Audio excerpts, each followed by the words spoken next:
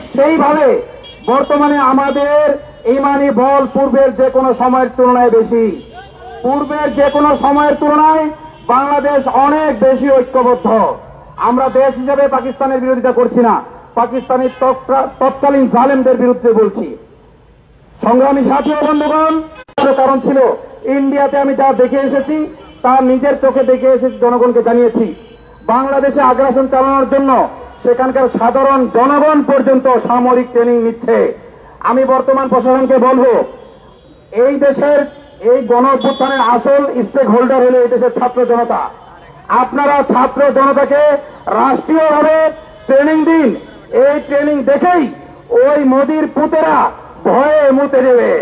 আল্লাহ তাআলা বলেছেন, আল্লাহর শত্রুদের বিরুদ্ধে এবং তোমাদের দেশের শত্রুদের বিরুদ্ধে তোমরা প্রস্তুতি গ্রহণ করো। তোমরা প্রস্তুতি গ্রহণ করলে এই প্রস্তুতির ভয়েই তারা ভিড়ে যাবে। এজন্য আমি এই উদাত্ত আহ্বান প্রশাসন সহ সংশ্লিষ্ট সকলের প্রতি জানিয়ে আমার বক্তব্য এখানে শেষ করছি। সকলকে ধন্যবাদ। জাযাকুমুল্লাহ। ধন্যবাদ।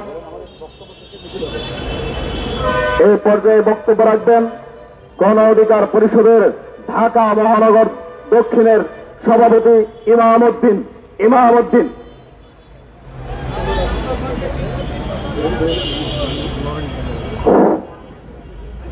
আজকের এই সভায় আয়োজিত কর্তৃক আয়োজিত সভায় সবাইকে শুভেচ্ছা।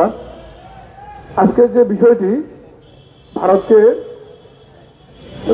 যে জমি দেওয়া, এটা যে বিষয়টা দাঁড়ায় যে আমাদের এখানে 1500 একর জমি দিয়ে ফেলি বাংলাদেশের সবচেয়ে সেন্সিটিভ এবং একটি বাংলাদেশের জন্য চিকেন নেকের মতো একটি অবস্থা।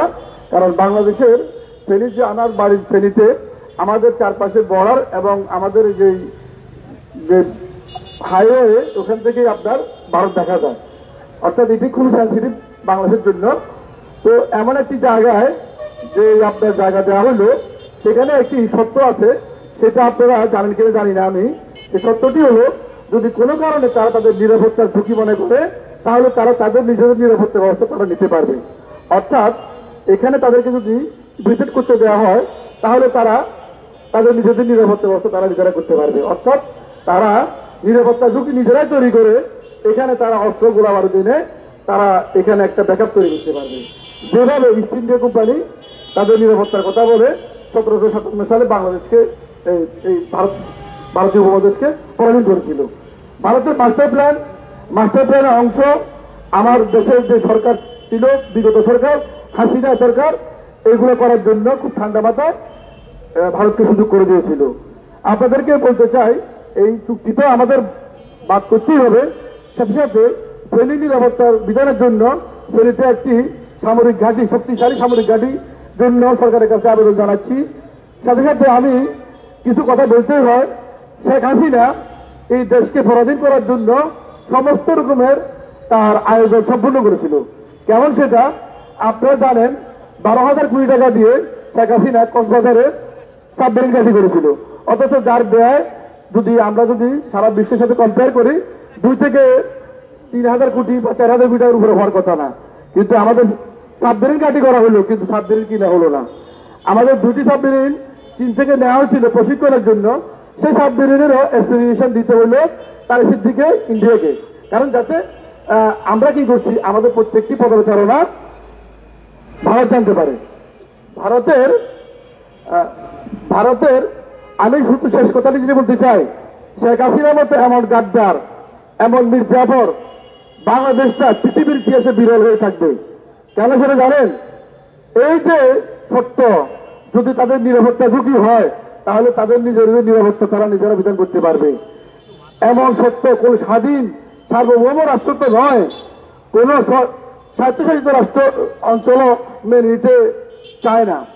তো এইভাবে একটি দেশকে সামরিকভাবে, অর্থনৈতিকভাবে আর একটি দেশের প্রতি সম্পূর্ণভাবে বিলীন করে দেওয়ার যে নীল চক্রান্ত, শেখ হাসিনাকে আমি এই যুগের নব্বই মির্জাফর বলতে চাই।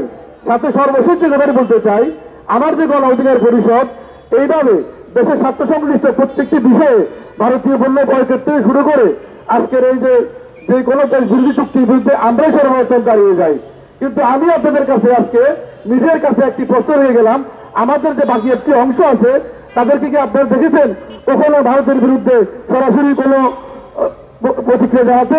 আজ অব্দি আমি দেখি নাই যে আমার যে প্রতিপক্ষ আরেকটি অংশ আছে তাদেরকে এমন কোনো পদক্ষেপ দিতে যে ভারতের বিরুদ্ধে কোনো কথা তারা বলে না। তো আমি বলতে চাই এই 24-এ এসে ভারতের বিরুদ্ধে যারা কথা বলে না তারা ভারতের দোষর, তারাই এই দেশের নব্য রাজাকার। ওদেরকে আপনারা চিনে রাখুন। দেশপ্রেমের অংশ, দেশপ্রেমিকদেরকে আহ্বান জানাবো, গণ অধিকার পরিষদের হাতকে শক্তিশালী করুন, গণ অধিকার পরিষদে যোগদান করুন। আল্লাহ হাফিজ। ধন্যবাদ ইমাম উদ্দিন ভাইকে। এই পর্যায়ে বক্তব্য রাখবেন তরিকুল ইসলাম পিআরপি। তরিকুল ইসলাম পিআরপি। আসসালামু আলাইকুম। আপনারা ইতিপূর্বে দেখছেন গণ অধিকার পরিষদ কর্তৃক আয়োজিত আজকের মানববন্ধনে উপস্থিত জাতীয় নেতৃবৃন্দ, উপস্থিত আমার সামনে গণমাধ্যম ভাই ও বোনেরা, আসসালামু আলাইকুম। শুরুতে আপনাদেরকে আজকে